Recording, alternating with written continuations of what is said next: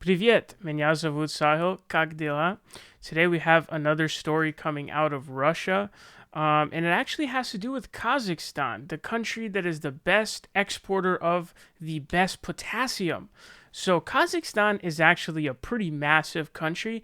I think in terms of like square kilometers, it's in the top 10 of countries all around the world. I wonder if it's in the top five or not, but it's huge. Like Kazakhstan is a massive country. They only have, I think, like 19 million people. They were a former Soviet state. And so I think when you hear Kazakhstan, what do you think of? You think of potassium, you think of Borat. I mean, that's pretty much all you probably think of, right? But this huge landmass. Now, the thing I don't know about Kazakhstan's landmass, similar to Russia, right? Like Russia's a huge landmass country, but most of it, I don't know about most, but a lot of it is just unlivable because of the really, really harsh winters and weather climates. So I don't know if Kazakhstan is the same. I'm not an expert on Kazakhstan. So I don't know if there's big portions where it's like, this just isn't livable. So there's just not that. It's misleading, essentially. But basically, what's going on is um, there is a revolution going on in Kazakhstan. And so there's an autocratic leader in Kazakhstan, obviously, all the former Soviet states. All those areas just have really deep autocratic sentiment and leadership rooted within them. Seems to be a very heavily Eastern European thing going on there. Russia itself, obviously, long, long time. I don't think they ever had pluralism. And so it's just been full on autocracy basically ever since. And you probably heard of like Ivan the Terrible. Maybe you have, probably not. You probably haven't heard of him. But Kazakhstan, their autocratic leader, he was being revolted against. And what Putin actually did is he sent in troops to put down the protest in order to keep that authoritarian leader in place. Now, whatever you want to think about, like, for example, his support of Assad, right? Obviously, that's the side that you want to be on when you're fighting ISIS. But there's clearly, obviously, Putin likes to support autocratic leaders. He's an autocratic leader, and so he relates to them. And for him, I think it's a thing of, okay, if I see this autocratic leader going down in this country, what's going to happen to me? But so just from this map, and feel free to look up Kazakhstan on a map yourself. It's actually a pretty massive country, but you can see it's literally like, right, it's very, very close to Russia. It's a bordering nation. So it's obviously going to be somewhere that Russia wants to keep within its sphere of influence. Any nation is going to want to make sure that the countries like right next to it or close to it are going to be essentially under their control. We saw like what the US wanted to do with Cuba, for example, and generally those are the kinds of things that you want. So what's going on in Kazakhstan is there's a protest against the autocratic leader, which obviously I support. Same thing is going on with Belarus against Lukashenko right now. But for Russia, in terms of a geopolitical sense, is it surprising that they are going to help the autocratic leader? No, it's definitely not surprising at all. I mean, that's obviously what a country is going to do. But obviously, I support the protesters in Kazakhstan.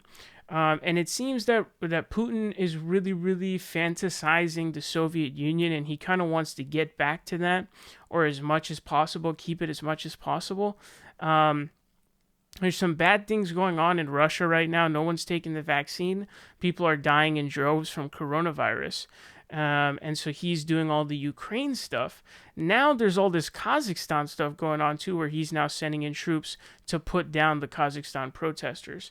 So Ukrainians are saying, say no to Putin. They're essentially standing in solidarity with the Kazakhstan protesters. Obviously, you can see that Ukraine is right there. It's bordering Russia as well. So, you got all these very close nations where these countries just simply, want to go a different way. And of course, I support the democratic will of the people over the autocratic leadership that exists in that Soviet area. But what you can see with the protests going on in Belarus, some of the stuff that's going on in Ukraine, the problem with Ukraine is Ukraine, and this is the problem. I think the Eastern European countries are going to have to get rid of this corruption that's just so deeply embedded in every single level of life. And they're going to have to get away from that autocratic mentality and that kind of stuff. But you can see there's kind of a shift going on in these neighboring former Soviet states where countries are having people who are, revolting against the autocratic leadership. So in Kazakhstan, I guess it was due to fuel hike prices. Again, these areas are almost entirely dependent upon oil because they have natural resources. So even like Russia, they would have been nothing without their natural oil resources. So they don't, even to this day, they don't really have a real economy. It's just oil based. So, once oil prices tanked, obviously the Soviet Union collapsed. But you can see that that's obviously something that's going to be very important. But you can see a shift going on. And so Putin is trying to step in to try to keep Kazakhstan going.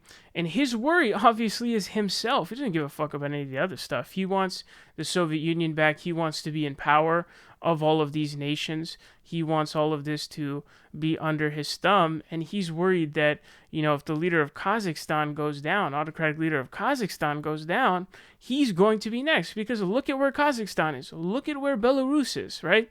So you've got all these countries that are having these shifts where it's starting to turn more, westernized, you could say, right?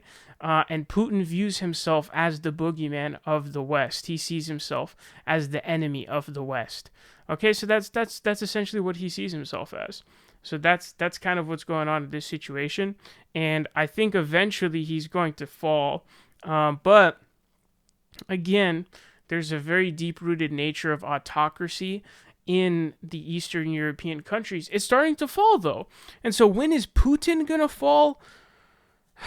I don't know. It's up to Russians themselves, right? They're the ones who are deciding that they're okay with Putin.